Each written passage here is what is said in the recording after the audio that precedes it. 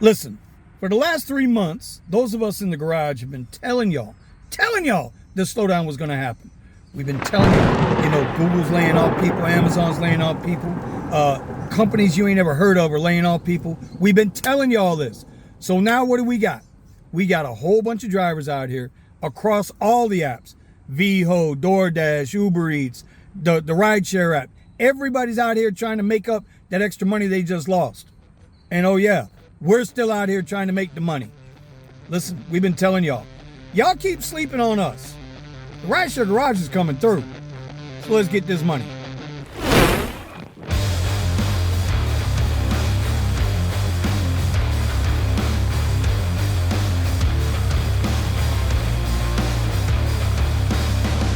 So I admit, I've only driven like collectively a day and a half, maybe, I don't know, maybe 10 hours in the last 3 weeks because I'm watching the apps. And the way that I gauge the apps is by the amount of surge I see on the maps, both Uber and Lyft, and also by the airport queues because I know my airport by me, Fort Lauderdale International. And I can tell when that place is packed with cars, ain't no business on the streets. And it's funny because I get these little messages, these little push notifications from Uber and Lyft. Like Lyft will say, hey, hello, 5-star driver. How about getting out there and giving a 5-star ride? Uber, you could be earning $19 an hour right now, including tips, bonuses, and yada, yada, yada. Like, what are we talking about here? There's no rides out here. And even if we were getting rides, I mean, let's be honest. Lyft, everybody's kissing up to the new CEO, right? Everybody thinks this guy is like God to the rideshare community. Listen, he's had 60 days in that office, and he ain't shown me nothing yet. Not a damn thing. All I'm seeing out of Lyft is dust. You know that shit? That's what I'm seeing out of Lyft. I got a request last night after a concert. A Lux Black going 17 miles. I had a $6 bonus that I picked up at the event. It was at the height of the bonus when the event was letting out. 17 miles, I don't know, 20-something minutes, was only paying $29. That means that Lyft was only willing to pay me $23 to go 17 miles. That should be at least $36, $37. At least it was 3 months ago. Now they want to pay me $23 for that ride and act like they're doing me a favor with a $6 bonus? Are we serious right now? Listen, Uber, on the other hand, I got no beef with Uber.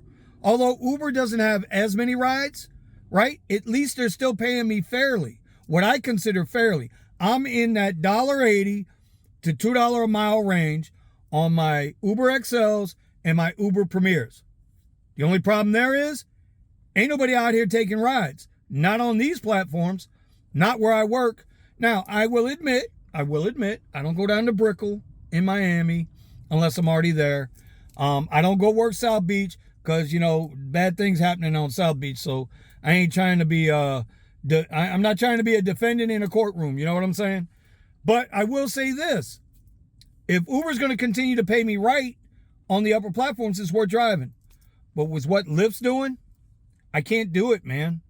Like, it makes no sense for me to come out here and drive those platforms. No money, no cocoa, bro. The whole mission of the Rideshare Garage, when I first conceived the notion about 6 years ago, was I wanted drivers to help drivers, right? That, like, real honest drivers.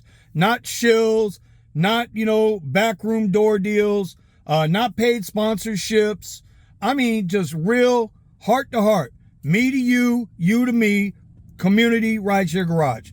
And, I've gotten some really good people around me between Uber Jeep AZ, Driving in Style, Rideshare Culture, Brandon in Chicago, Kiara, Steven, Unbroken out there, and occasionally a few others.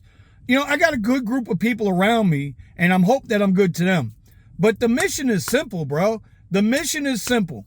We want to help all of us eat, right? We want to make smart decisions, not hard decisions. But when we get into slow times like this, that's when the pivots come in. And the pivots are real, man.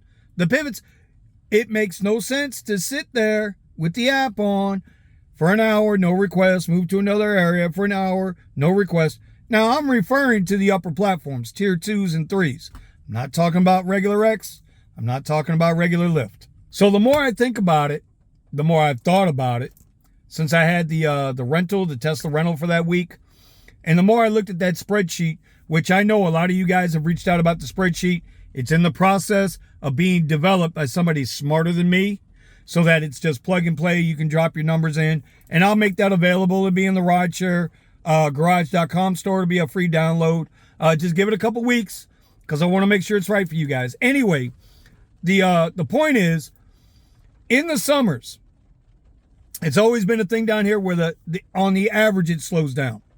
And when I was driving the CTS, I always thought about, okay, in the summers I dropped down to X.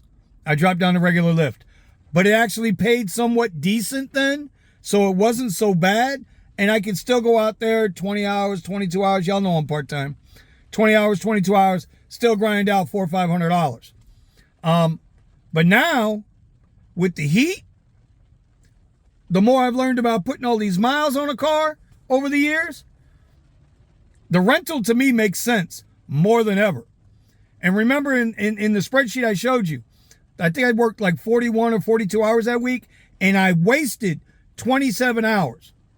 And I still managed to cover the cost of the rental. I don't know. I think I was like net $70, right? It was because I didn't work it correctly. So as of tomorrow, 11 a.m., I'm going back and I'm picking up another rental. And we're going to ride that rental out for the next 2 months until I purchase my Tesla. I think it's the right move. I'm not saying I'm going to run that car into the ground, but I'm going to make that goddamn car and I'm going to make the app work for me, not the other way around. And what do I have to worry about? I'm going to pay it's $411 with the additional insurance already in there. Taxes, everything out the door is $411 a week. But that's my only concern. I don't have to worry about maintenance. My fuel is going to be cut by 75% on what I'm paying in fuel now. And a bonus, y'all don't know about this bonus, ask anybody who drives a Tesla. If you do have to sit and wait for a while, you can sit the whole time in air conditioning. You can't do that in a regular gasoline car because you wind up idling that engine too much, and guess what you do? You wind up ruining your cooling system, your AC system, and you put some unnecessary wear or tear on the bottom part of your engine. Talking about down there where the camshaft and everything is. So you got to be careful with these things. With the rental, I won't have these issues. Car breaks down, I give them a call, they bring me another one, I keep it moving. So to me, that's the grind, and it's going to be a grind. And listen, it's the slowdown time. It's slow season. Why burn up my car? Makes no sense. Why put myself through the stress of wondering if I'm going to get a ride? I've already showed you guys and ladies that you look at the airport queues right now. This is my airport queue on a Monday when it's raining. Look at that. That's ignorant. So anyway, that's what I'm doing. That's why I haven't made a video in like 2-3 weeks. I mean, listen, at the end of the day, you got to make the pivot. The pivot's real. Jeff is showing us all how you can take and work the hell out of the regular platforms, taking advantage of the bonuses, all the stuff we always talk about. So I hope y'all will stay forward, stay tuned, and let's make this money.